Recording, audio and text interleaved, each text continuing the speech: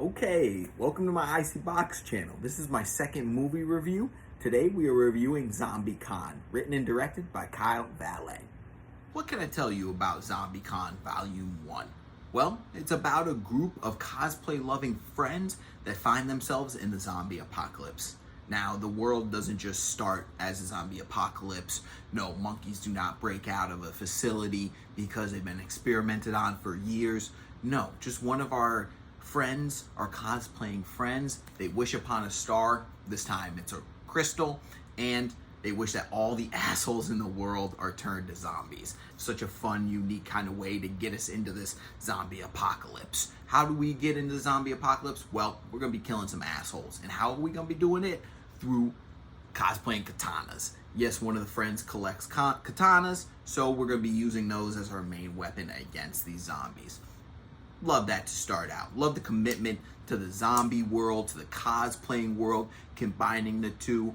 I mean, for the first 30 minutes, we're at Comic-Con. We see the group, our main group, dressed up. We see the assholes, they're kind of dressed up. They're kind of an off-brand of them. They also try to take one of their performances during the Comic-Con. So we're really just steeped in this Comic-Con kind of cosplaying nerdy world.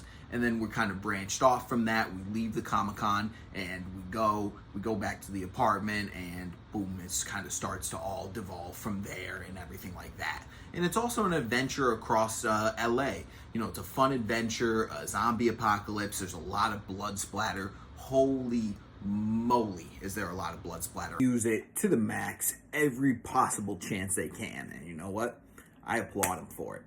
It fits perfectly into this world. It fits in perfectly into this campy kind of nature that it seems like Kyle's going for in this film. I had fun with all the cosplayers in the group of friends here, and even the assholes. I actually wish we could have gotten more time with them. It would have hit harder in the end if we did get more time with those assholes.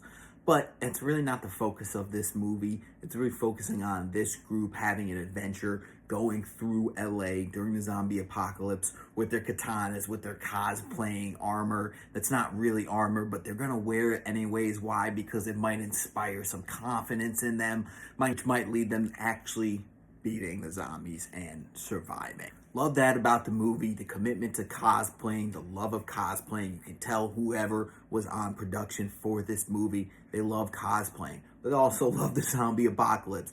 The moment the outbreak happens, you know, you get a news report, you see it's happening all over the world. Oh my God, what are we gonna do? I gotta call mom. What is everybody's family situation? Too long on what happening with the characters and all that stuff. I think during the first outbreak, there's a really cool moment where one of our characters stabs a zombie with the katana, and it's this POV shot, and the blood is just spurting while she's just stabbing nonstop and cutting back and forth. Really cool moment. I think where it's not moving along scene to scene too quickly, it does let you steep in some scenes too long.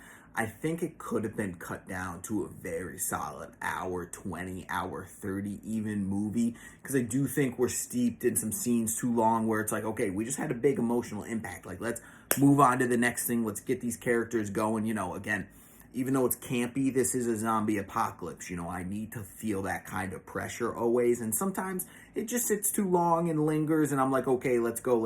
I get a little antsy. Get them up and moving. You know, we got to rescue this guy's mom, you know, because that's kind of the main mission for this group of cosplayers. We got to check on Big Mama. So, you know, it's a good time out there in the streets of LA.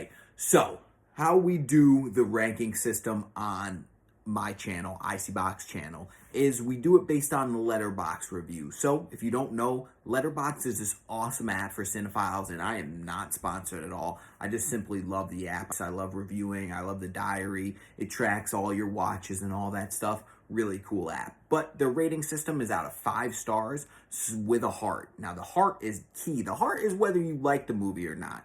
I use the stars for the quality of the movie. So I would give this movie a 2.5 out of 5 with a heart. I think there's some really awesome moments, some really fun things happening in this zombie apocalypse, but I do think it is a little bit missing a direction or a main character, or what is really the message of this movie other than we're going to take down these asshole zombies, which, hey, I have a fun time doing, and that's why I give it the heart. I hope you guys enjoyed my review of ZombieCon Volume 1. I definitely hope there's a ZombieCon Volume 2 so that they can kind of improve on some things, but also expand some other things. I'd like to see this group of characters back together, and I'd like to see those katanas taking off some heads this time. Alrighty, thank you guys for joining. Have a great one.